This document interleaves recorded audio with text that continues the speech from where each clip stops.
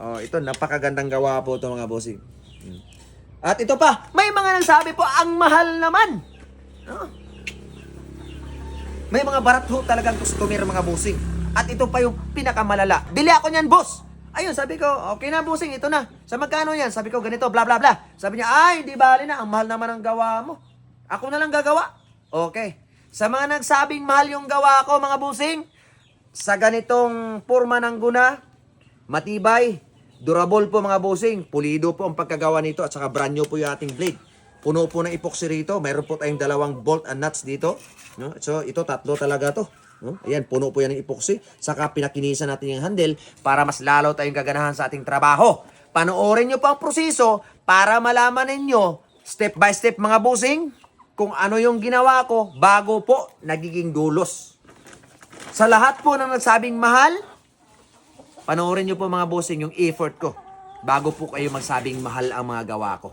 So ito na po yung ating mga finished product, obra maestro mga bossing. Gawang Pinoy, pulidong pagkasimbol. Tatak lokal po mga bossing, gawa ng isang farmer vlogger na dugyot. May nagsabi po sa akin mga bossing na dugyot, pero iwan ko lang kung kaya niya po yung aking multi-talent mga bossing. Ito po yung ating unang proseso mga bossing, kinarga sa karo or kalisa yung kahoy, pinahila kay Akila papunta doon dahil ipabanso. Papunta doon, malayo pa po yung bansuhan dito sa amin mga bossing. Ang mga kahoy na yan ay ginastuhan ko pa po noon, matagal ng panahon. Idodouble check ko lang po mga bossing na ang mga kahoy na yan malayo pa po ang pinanggalingan at ginastuhan ko pa po yan ng pera. Di pagkatsaga, pawis, gutom po yung inaabot ko niyan mga bossing bago po yung nakarating dito sa aking tahanan. Diyan pa lang, gastos na. Si Tanana po ang naghila niyan mula puno hanggang dito sa aking bahay at tinago ko po yan mga bossing dahil alam kong magagamit ko yan pagdating ng panahon. At ngayon, ito na ho yung tamang panahon. At pagkalipas ng ilang oras sa hilaan dito sa kalsada, with my powerful katuwang na si Akila, and finally, we reach our final destination mga bossing dito sa Bansuhan. Ibaba na naman ang mga kahoy para po isalang sa blade ng Bansuhan. Tingnan nyo po yan mga bossing, may dalawa po akong katuwang so another bayad na naman. Yun po yung ating giant banso na naghihintay sa mga kahoy na ito. Pagkatapos na po namin na ibaba yung mga kahoy, uuwi po muna si Akila dahil hindi po madaling proseso ito. Marami pang mga mikos-mikos at kuskus balungos. Baka sabihin namang for the content lang yan, pero ito yung realidad. Alangan naman, pasanin ko yan isa sa yung mga kahoy na yan papunta rito sa Bansuhan. Dami-dami nagsabi sa akin na mahal naman, mahal naman, mahal naman. Tingin nyo po mga bossing, ano ho ba ang reality? Nagmura ba ang mga bilihin o nagsitaasan na lahat? Pero sa akin po mga bossing, based on what is my experience, lahat na mga bilihin ngayon, wala nang mura. Kung maghahanap tayo ng mura sa panahon ngayon, ang problema, pagdating dyan sa inyo, kung magugustuhan mo ba? Worth it ba yung binayad mo? Oo, totoo, mura nga, pero baka mapapamura ka lang. Dito pa lang po sa pagsalang ng mga kahoy ko sa Bansuhan na ito, siyempre mga bossing, count na po yan. Kada ikot ng blade, bilang po yan mga bossing. Hindi po yan libre, hindi po yan mura. Walang pilitan po dito mga bossing, pero sana naman, wag naman po kayo mag-iwan ng masasakit na mga salita. Wala naman ho akong utang sa inyo. Pero dito sa akin, sinisikap kong gawang pulido. Yung gamit kong mga handle na kahoy, hindi po yan pipitsugin mga bossing. Papahirapan ka muna bago mabuo at pulido yung isang guna or dulos. Eh, how can you say na mahal po yung gawa ko? Isang commentator mga bossing na nag-iwan ng bakas sa puso't isipan ko. Kaya masabi ko sa'yo bossing, ang tanong, kaya mo bang gawin ito? Itingnan natin kung gaano ka pulido. Hanggang salita ka lang. Ito mga bossing, marami pang gagawin ito. Kung wala kang power tools tulad ng drill, grinder, at mga sangkap, pangkinis, pangbutas, pangpakintab, epoxy, bolts and nuts, mga pulidong kahoy mga bossing, kung wala ka niyan sa mga nabanggit ko, hindi mo magawang pulido yung dulos or guna mo. Ang dali lang magsalita, pero mahirap po yan gawin. Pero dito sa akin mga bossing, hindi lang po ako nagsasalita, nagdadada, kundi makikita po ninyo sa gawa. Nag-effort po ako ng todo para sa inyo. Sa mga tao namang walang daming chichiburchik, kuskus balongos, tanong-tanong kung ano-ano, bumili agad, na-appreciate nila yung mga paghihirap ko. Ay maraming salamat po sa inyo mga bossing. Wish you all the best and good health. More blessings to come. Napakadali yung kausap. Pero ang pinagtataka ko lang mga bossing, maraming nagrereklamo na mahal. Pero ito lang, nagpapasalamat lang din po ako dahil sold out. Yun nga po mga bossing, no, dahil hindi talaga kayang butasan ng manumano na drill lang. Bumili pa ako ng bagong drill sa Inco mga bossing, yung may pahina ba, variable speed. Para lang po mabutasan ito mga brand new kong ispading or palang blade na ginagamit doon sa dulos. Pero sa kasawi ang palad mga bossing, hindi ho talaga obra, hindi kayang butasan kahit yung pinakahina na speed na. I have no choice mga bossing, kundi pupunta talaga ako ng machine shop para magkonsulta at magpatulong doon sa mga bitiranong taga-butas. Ganitong talento mga bossing at mga ganito ka high power na machine, mura po ba yung babayaran ko dito? Ang hirap po talaga mga bossing yung mag-iisip ka ng kapakanan sa kapwa mo, ngayon pala ay ma-misinterpret nila. Siyempre hindi mo rin maiiwasang masasaktan ka. Pero wala akong pakialam mga bossing, as long as ginawa ko yung aking best. Ang bibili ay bibili, pero yung mga namamahalan lang ay maghanap po kayo ng mura. Patikim pa lang po ang video na ito mga bossing, marami pa po akong ipapakita sa inyo kung paano po namin ginawa hanggang pag-finish. At abangan nyo po yan mga bossing, next episode natin. Ulitin ko lang po ulit sa lahat po ng mga nagtiwala sa akin, maraming salamat po sa inyo mga bossing.